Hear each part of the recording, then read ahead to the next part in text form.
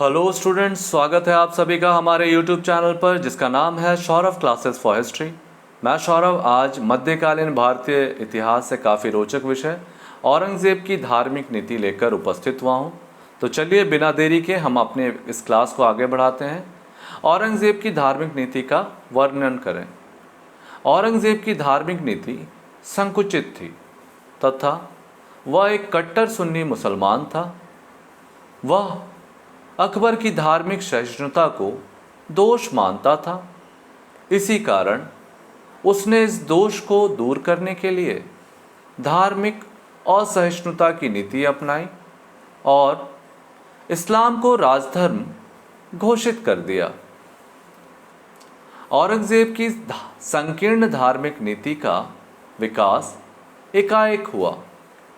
वस्तुतः तत्कालीन राजनीतिक, सामाजिक तथा आर्थिक स्थिति का औरंगज़ेब के व्यक्तित्व पर गहरा प्रभाव पड़ा। दरअसल अकबर की धार्मिक सहिष्णुता की नीति के कारण राजपूत काफ़ी शक्तिशाली हो गए थे और भारतवर्ष में अपनी खोई हुई प्रतिष्ठा प्राप्त करना चाहते थे। भारतवर्ष में हिंदू धर्म प्रचारकों के प्रभाव में अनेक धर्म परिवर्तित मुसलमान पुनः हिंदू धर्म स्वीकार करने लगे।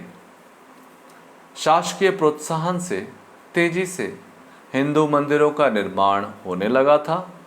इसी बीच औरंगज़ेब उत्तराधिकार के युद्ध में शामिल हुआ। इस युद्ध में उसे कट्टरपंथी मुसलमानों का सहयोग तथा राजपूतों के प्रत्यक्ष विरोध का सामना करना पड़ा। ऐसी परिस्थिति में औरंगज़ेब की धार्मिक असहिष्णुता को बढ़ावा मिला। इस पर राजपूतों ने उसकी धार्मिक असहिष्णुता का विरोध किया, जिसके परिणाम स्वरूप उसकी असहिष्णुता और अधिक बढ़ गई। वैसे भी वह कट्टर सुन्नी मुसलमान था और कुरानों के नियमों को अक्षरशः मानता था। उसने इस्लाम की रक्षा एवं विस्तार हेतु धार्मिक असहिष्णुता की नीति अपनाई। औरंगज़ेब की धार्मिक नीति पर इतिहासकारों के बीच मतभेद है। कुछ विद्वानों का मानना है कि उसने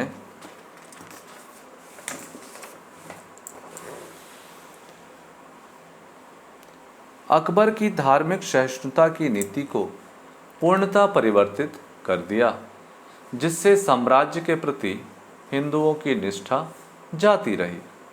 इसी कारण कई विद्रोह भी हुए, जिससे साम्राज्य की शक्ति क्षीण हो गई। दूसरी ओर इतिहासकारों का यह मत है कि औरंगज़ेब की निंदा अनुचित है। इनके अनुसार औरंगज़ेब के पूर्व के शासकों ने कमज़ोर नीतियों के परिणाम स्वरूप हिंदू साम्राज्य के प्रति निष्ठा खो बैठे।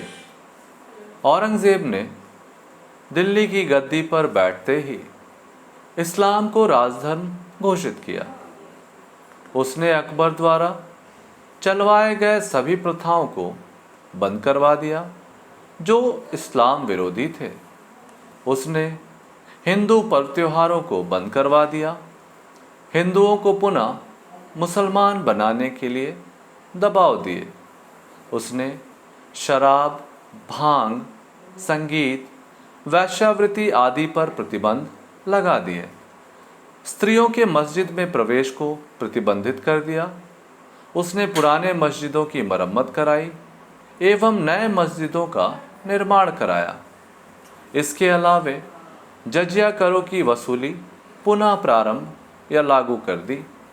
मुसलमानों को पेशकारों, करोड़ियों एवं दीवानों आदि पदों पर नियुक्ति प्रारंभ कर दी। ये सब प्रशासनिक पदों के नाम हैं। ठीक है, आगे चलते हैं।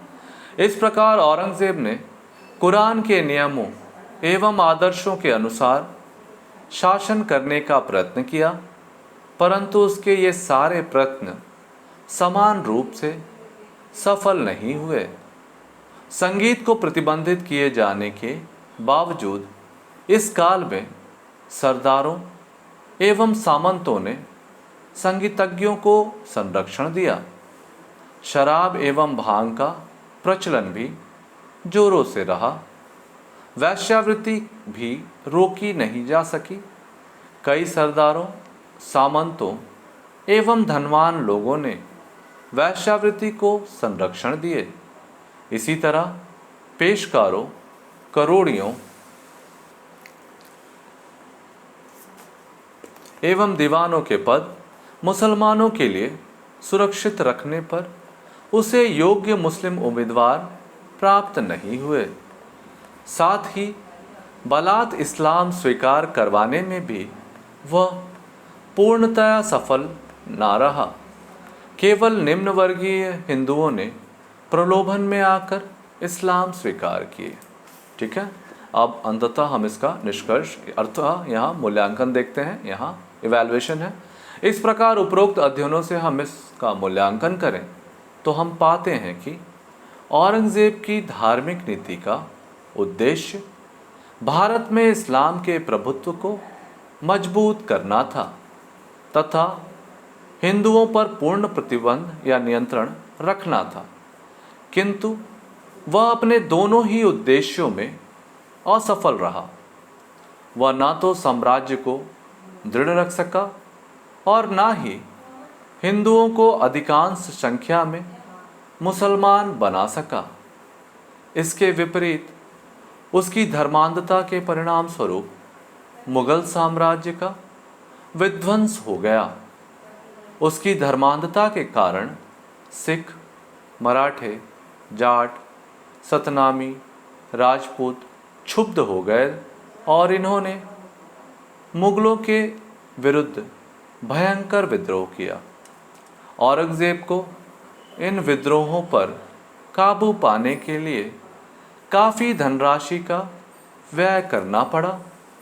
औरंगजेब की इस कट्टर धार्मिक नीति का सबसे विनाशकारी पक्ष यह था कि अब मुगल साम्राज्य की नींव खोखली हो गई और हिंदू मुस्लिम एकता भविष्य में सदियों के लिए समाप्त हो गई। इस प्रकार से हमारा यह विषय यहाँ समाप्त होता है। धन्यवाद।